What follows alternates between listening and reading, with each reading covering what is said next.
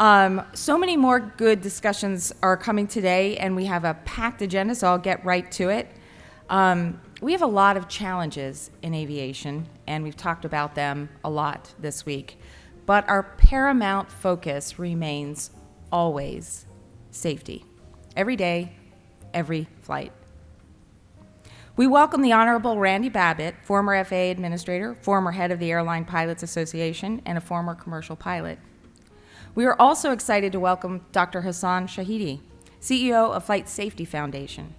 Dr. Shahidi is an aviation safety and air traffic management leader who became Flight Safety CEO in 2019. Prior to this, he was a director of MITRE's Center for Advanced Aviation System Development, where he led research and engineering related to aviation safety. Randy, Hassan, thank you for being here today. The stage is yours. Please join me in welcoming Randy and Hassan. Thank you. All right, sir. I guess, yeah, we can go up around.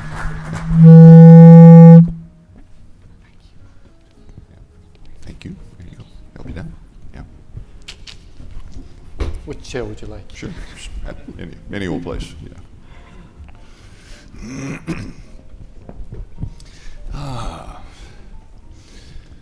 Well, good morning, everyone. We decided we're going to have a little fireside chat. I'm honored to be here. Hassan I've been involved in aviation a long time, and I think he's forgotten more than I know about it, so I'm tickled to death to be here and to go through some of the issues and some of the things that are facing us. Of course, Flight Safety Foundation is such an incredibly good organization and brings so much unbiased safety information and puts it in front of places and people that can act on it and enable us to make a safer system. And I'm aware, Hassan, that the foundation has recently conducted a survey. The effects of the pandemic and the lingering effects going forward, and what the safety aspects that we encountered in the midst of all that, and in terms of, now we're in a recovery phase, can you share with us a little bit of what that that survey revealed for us? Sure, thank you, Randy, and thank you, Faye, and it's great to be here at this event. And our observations over the past many years, 10 years about the regional airline industry with respect to safety has been just very, very outstanding achievements that have been realized over these years. And I think it's important to pause and reflect on it, and I think celebrate the fact that this industry and this particular sector has really done amazing things in terms of safety culture, SMS, and safety risk assessments. So that's important to, I think, take account for. Mm-hmm. Now, we wanted to really know what happened in the pandemic and in the phase of recovery with respect to safety, and have a deep dive and a deep understanding of how actually safety management systems work. So we embarked on a survey that RAA actually helped us facilitate with all of the members. And I do have some results that I'd like to share because we just completed that analysis, and we'll make it available for the broader community. But I think it's important to look at SMS, business continuity plans, emergency response plans during the crisis and during the recovery, and then risk assessment. And I'd like to share some of the results which are very important for us to really understand. First of all, I've got just some statistics here. 75% of the operators had business continuity plans when COVID came along. And in fact, the business continuity plans were in fact linked to the emergency response plans for pretty much everybody. 100% had SMS, and the SMS and risk assessments were applied. That's absolutely fantastic. 90% of the operators had continued risk assessment because the system was changing, was dynamic. There were a lot of factors involved, and that is absolutely important. in risk management. 75% of all carriers had either weekly or daily review of risks.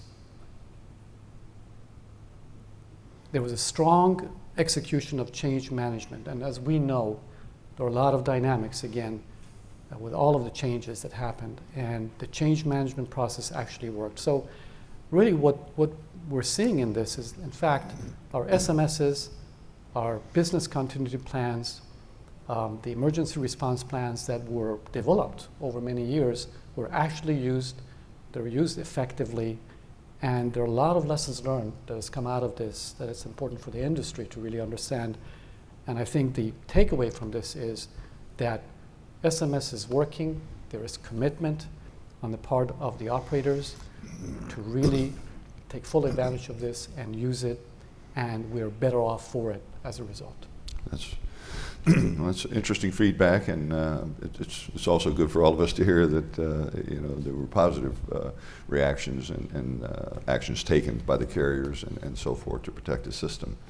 I know that the FAA pays pretty close attention to the information and analysis that you and the organization develop, and of course they blending that into their current SIAS program, where the data collection and information and how we share that information is important. But I think ongoing, as technology moves and so forth, this information, we gather more and more of it. Do you have any insights on how the FAA is doing with, here comes more information, so how do we digest it and categorize it and act on it and put it into safety action programs? So. Yes, like the FAA has had an enterprise initiative for data and safety for a while now, and at the core of that, as you mentioned, is SIAS, and the FAA has been moving forward to full integration with the other lines of functional lines of business, including airworthiness and certification, flight standards, accident prevention, air traffic operations, and now we have the ATSAP program, which is the Air Traffic Controller Safety Reporting Program, modeled after the pilot reporting program. Mm-hmm. So the full integration is critical to get the 360 view of safety. And there's been good progress on it. The FAA has come a long way since the early days of SIAS, mm-hmm. and we know now that SIAS is the largest repository of safety information worldwide. And that is significant for really understanding the safety risks in the system. I know you were involved in the early days when you were administrator, mm-hmm. when SIAS was starting out, and there were a number of challenges I know that you were dealing with. Can you share maybe some of that? Sure, there were a number of challenges. The whole premise of SIAS was a good one. Let's take all this information and meld it together, and that information will illuminate, strengths. It'll also illuminate weaknesses within the system. So that all the premise behind having it was great. The problem was the people that you were asking to bring the data in were reluctant. It was a big ask for the carriers. You would say to them, we would like you to take all the data that you gather that is proprietary and brought in by your company and turn it over to a federal agency. And that was met with skepticism, as you can imagine. So, what was the data you want? What of all this data, what is it that you think is important? And second, where is the repository of this data? Third, who has access to this data? People would say, well, this could lead to litigation.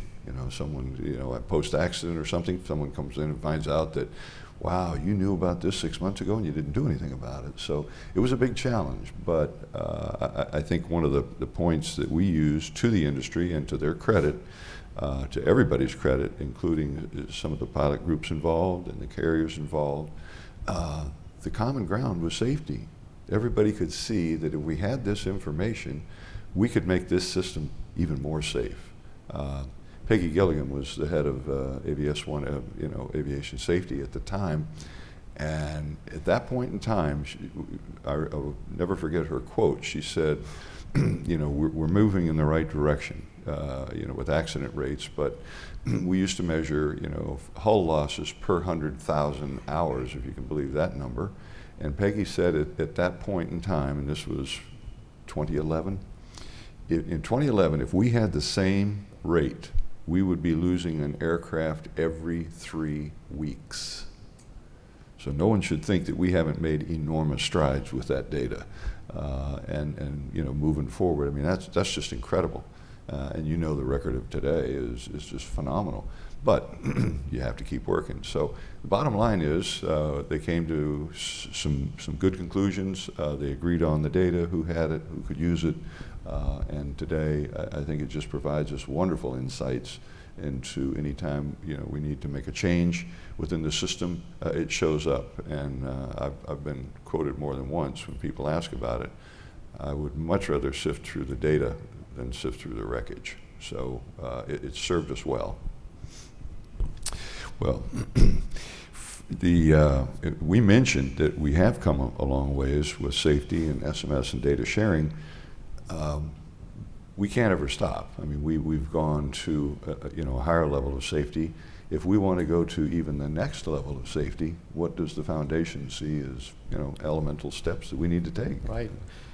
No, as you said, we've come a long way in SMS, managing the risk in the system, really understanding and learning from the causes of incidents, and those are rare events. But if we only focus on learning from rare events, we are rarely learning. And so the next level of safety really has to focus on what we do well every day. And the foundation is pursuing concept of safety 2. And safety 2 is a concept which is really focused on everything that goes right every day, normal operations. And we call it learning from all operations. It's a initiative, it's an international initiative. It's on our website if you want to look at it. But it's really looking at new techniques, emphasizing a resilient system, and also strengthening our safety culture. So that's an initiative that's ongoing. Some of the regional airlines are participating in that with us. And so we look forward to really engaging the broader community and really advancing that methodology. That's excellent. Yep. And I know that with respect to one level of safety, we've been talking about, you were, when you were administrator, really focused on that, and even before that, and I know you have some experiences on that, so maybe you can share some of that this morning. Well, one level of safety, as you probably heard in my background, being the head of the Pilots Association and then later being the head of the FAA, those are not two jobs. As I've mentioned in the past, those aren't two organizations that often laugh at the same jokes. So it's a built-in conflict, and but what makes it all work is the common ground of safety. And so we looked at it, and the industry had transitioned. There's probably a lot of you in the room don't remember when the industry was regulated by routes and route authority. You couldn't just fly anywhere you wanted to. You had to have permission. And in those days, the carriers were their own regional feed. Every large carrier had, 35, 40, 50 passenger airplanes they used to feed their own systems. Well, when deregulation came about, they got out of those routes. I mean, I used to fly from, Ocala to Gainesville to Pensacola, and those weren't profitable routes. But, in return, you were given the route maybe New York, Miami, and you could make a lot of money on that one, but you had to serve these. Well, that changed, and the regional airline was born. But you began to see the conflict that, wait a minute, I bought a ticket on, just say Delta, and I walked out on the ramp, and what's this smaller airplane? I see the Delta logo, but it has propellers. What's that all about? Well, it was a different structure and a different level of safety, and so that began to move to harmonize so that all commercial air traffic was traveling under the same rules and levels of safety. And of course, now we strive to go to the next level, and that brings us challenges as well. But this industry, I don't think anybody should lose sight of. This is one of the most rapidly, technology across the country. But I mean, you look back 20 and 30 years ago, what were we testing for? Did you know how to shoot a range approach? Nobody even knows what that is anymore, but it was a test question 30 years ago. And there was no GPS approaches 30 years ago, but today that's what we use. And so the industry has got to stay current with the modern technology and the assimilation of data to keep developing rules that keep lifting us to, the next level of safety. So I think part of that, when we look though at moving to these next levels, and Acting Administrator Nolan, I'm sorry he couldn't be with us this morning, but I think he had a conflict within the department. He has talked about moving to an area that would be predictive. We would take our data and instead of just being preventive, we're going to be predictive. We're going to try and take this. Does the foundation have insights as to what data more we're going to have to collect, or how do we, what algorithms or what mechanisms are we going to use to move to a more predictive system? Right, and I think the FAA has an initiative on this that's ongoing, and I think moving forward it's going to be really important for us to really make sure we understand all the variables that are happening in our system. First of all, we've had a significant change in the workforce, and that change is ongoing. So as part of the equation, we need to make sure that we account for that change. We have new technologies that are coming into the system. As you just mentioned, we have technologies into the flight deck in terms of automation. We have technologies such as UAS and other systems, so it's important to account for that in this predictive system. And it's important also to really understand the bottlenecks, the new bottlenecks that we're finding in the system, make sure we understand it, and it's part of that predictive system. So this is work in progress. I think we don't have a static system, we have a dynamic system, and for any predictive capability to be effective, it's going to be important to make sure that we take into account all of these dynamics in the system. Would you see the product of predictive being issued like airworthiness directives, or what vehicle do you think we could use to, supposing we saw data that said, gee whiz, we need to make a change here. We're seeing a lot of things happen or beginning signs.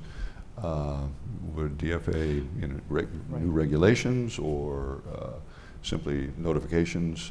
What would you predict? My sense is that we've had a collaborative system, the commercial aviation safety team, that has served the industry well over the past 20, 30 years. And I believe that platform and that system is a good platform to really bring any type of information, including a predictive type of a capability, and use that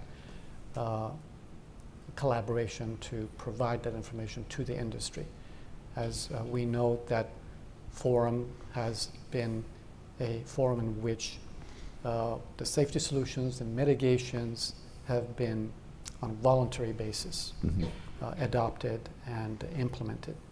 And I think that with a predictive system, as that matures, that CAST would continue to serve in that capacity. That would make it very effective.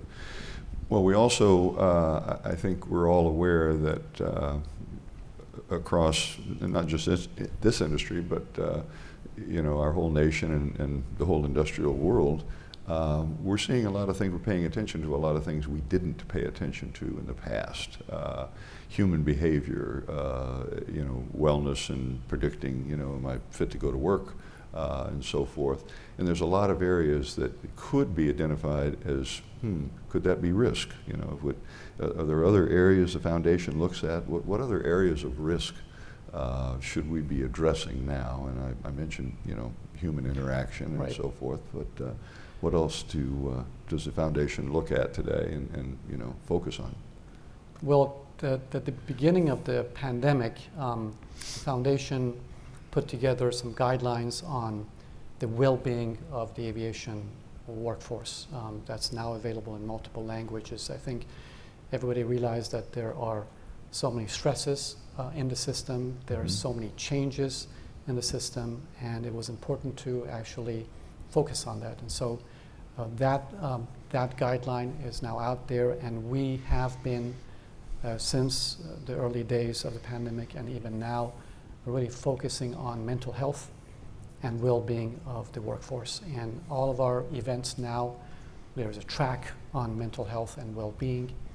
And in our conversations with industry, we are asking that organizations, airlines, pay attention to this particular topic to provide support systems, peer support systems, and put in the programs that are necessary to support the workforce. Mental health now is no longer a taboo topic. We're talking about it internationally in other cultures. Right. And so I think it's important that the airlines, other organizations really provide the support necessary, the resources necessary to really bring this to the forefront and make sure that we get ahead on this and really make sure we have a resilient workforce to do what we need to do every day. And that's, I can't understate how important that is, and recognizing, I sit on the board of ABI, which the Aviation Accreditation, and I'm happy to note that thanks to a lot of the information, we're putting some of that into the school curriculum we've had some tragedies. We've had 2 suicides, quite bluntly, committed in training aircraft. And so now part of the assessment for instructors and students is, what is your mental state right now? Making sure that, and this is new ground. This is something that, and of course the carriers, are you fit to fly? And of course that used to just be a routine checkbox. But now you walk through a number of things that, because some of these pressures that are on people, they're like lead poisoning. They're cumulative. I had a car incident this morning, but also, my grandmother's in the hospital, and all of any one of these, okay, but all of them together, you shouldn't be working today. You should, and recognizing that is a big step for us. Right. Randy, I'll just say that in our review that we're doing, we're seeing increasingly organizations having programs. Now, we've been visiting a lot of different airlines, and we're actually seeing specific programs on well-being, peer support systems, and things like that. So that's really encouraging to see that, and I think it's important for us just to continue to be vigilant on that and just focus and make sure we have the resources. And I was happy to see it come in. If these students are exposed to this at the college level, as they mature and move into the industry, and the men and women that come out of these schools, they'll know that that will be basic to their training, and that's important, I think, as we go forward. We all know that you can't just unilaterally, create a safer environment. It takes collaboration. And I think over the years, the industry and the FAA have worked together, and through collaboration, and the common ground is always safety. There's nothing good that comes from any aviation accident, whether it's your airline, somebody else's airline, mistake. It doesn't matter. It presents a problem, and so to move forward. We've talked about a lot of information you bring forward, and it's sort of, we depend on everybody in the system to say, well, that's good information, we need to adopt it and put it somewhere.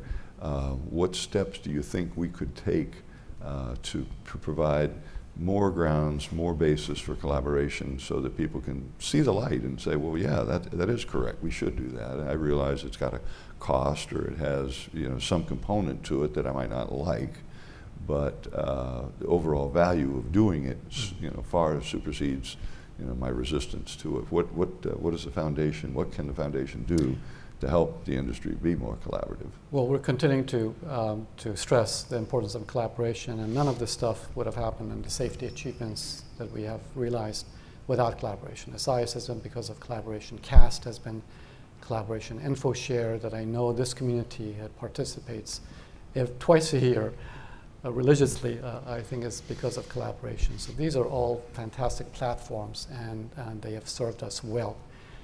I think there's some concerns that we're seeing that maybe the pendulum has been swinging maybe too far in some directions, and there may be some impediments that now that are out there that may detract from collaboration. So if there's any potential language, legislative guidance that can help to break down those barriers, I think it's important to maybe seize that opportunity and try to have some conversations about that. I think another important part of collaboration is commitment, both on the FAA and industry side.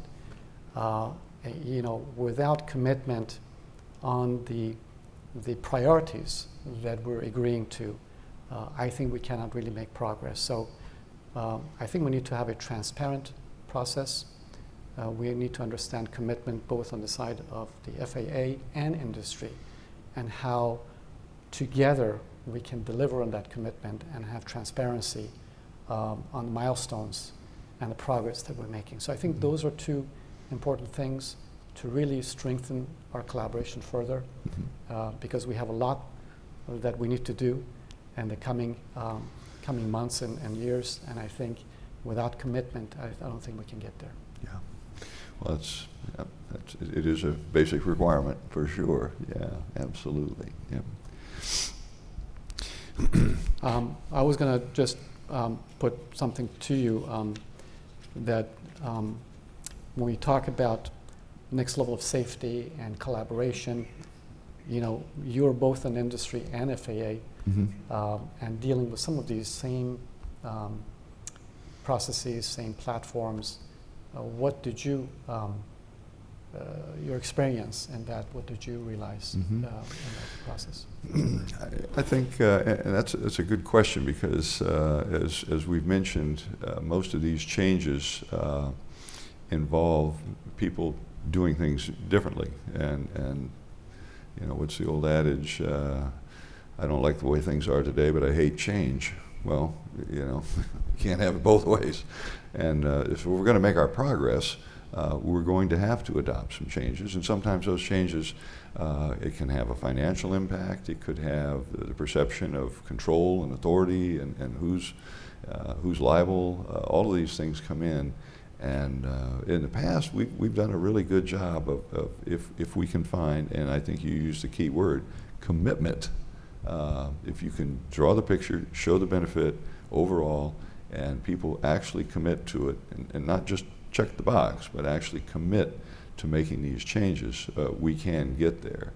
But this isn't a one step. This is a moving escalator, because as technology improves, how you operate in a cockpit environment today is dramatically different than it was even 10 years ago. In some of the transitions, I have to smile at. I worked for a number of years at Southwest Airlines, and when they got their first glass cockpits, I'm not making this up, there's a display that's built into them. Southwest had them redesign the software so that the glass cockpit showed you the analog gauges. They just weren't ready to go. The technology was there, and they detuned it to show you pictures of the old analog gauges, and that's the way they flew the airplanes for the next 4 or 5 years. When it finally got to the next gen, 800s, they finally gave up and went to the full flat screen, but people are just slow to make change sometimes, and so I think we're going to have to accept that we're going to have to work together, be collaborative, identify the areas of risk, and solve them unilaterally. So. No, I think what you point out is the other topic that certainly is interesting to talk about, and that's human factors. As we're looking at change, as we're looking at automation, as we're looking at some of these new technologies, I think the human factor, the human element, is going to be very important to really understand how that fits into the total system. How do we manage it? What is the impact? What's the effect? And really understand the unintended consequences also. So that's certainly an area I think that FAA and industry can really continue to work on. There's some new guidance on automation and things like that will be important to continue to really, again, really understand and really try to advance as we move forward. And I think one of the areas that is helpful in there when we make these changes and adopt them, they've got to be also demonstrated to the end user, the pilots themselves. Because some of these transitions were huge. I can remember, I still chuckle at a line when I was flying for Eastern, and we got our first glass cockpit airplanes, and senior captain I used to fly with was in school. And I asked him, I said, well, how was your first day in the glass cockpit? He said, I felt like a dog watching television. I mean, it was all new to him. And none of this information had been presented this way in the past. But we've got to make sure that it works its way down to the very, very end. We have a minute or two. I don't know if anybody in the audience had a question for any of the topics we've talked about or want to throw something out at us. Yes. Gee, how are you?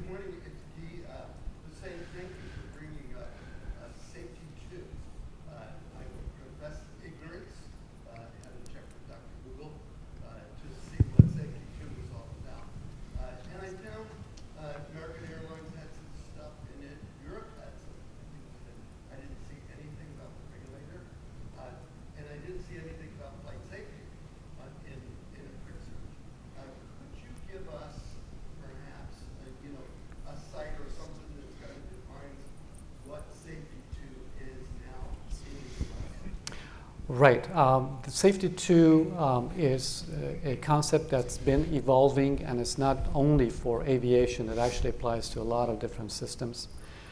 In terms of reference, if you just go to the Flight Safety Foundation website, you will see references to 7 concept notes on Safety 2, or what we're calling learning from all operations. This is a product of an international group that the foundation is leading. It does include regulators as well as operators and others. And it's really, again, a concept of learning from what happens every day during normal operations. There's a ton of data. We capture a lot of data on the outer parts of the curve, those rare events, and we really focus on it, and we must focus on those kinds of risks. But there's a lot of other information in the fat part of the distribution, and that is captured by the system every day.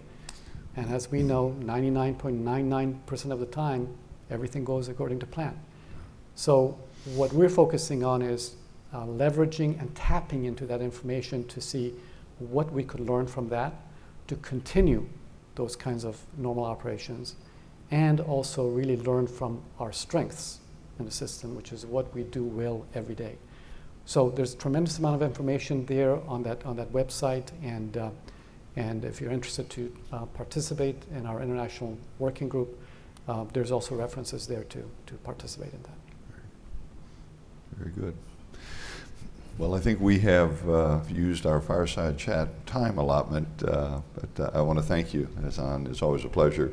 I'm just honored to sit here with you because your contributions to aviation safety over the years have been phenomenal. So I want to thank you for participating with us, and enjoyed the conversation. Thank you, and I always enjoy us having these kinds of conversations. We've done these in the past together, yes. And again, it's great to be here, and wishing you the best for the rest of the conference. Very good. All right, well, thank you very much.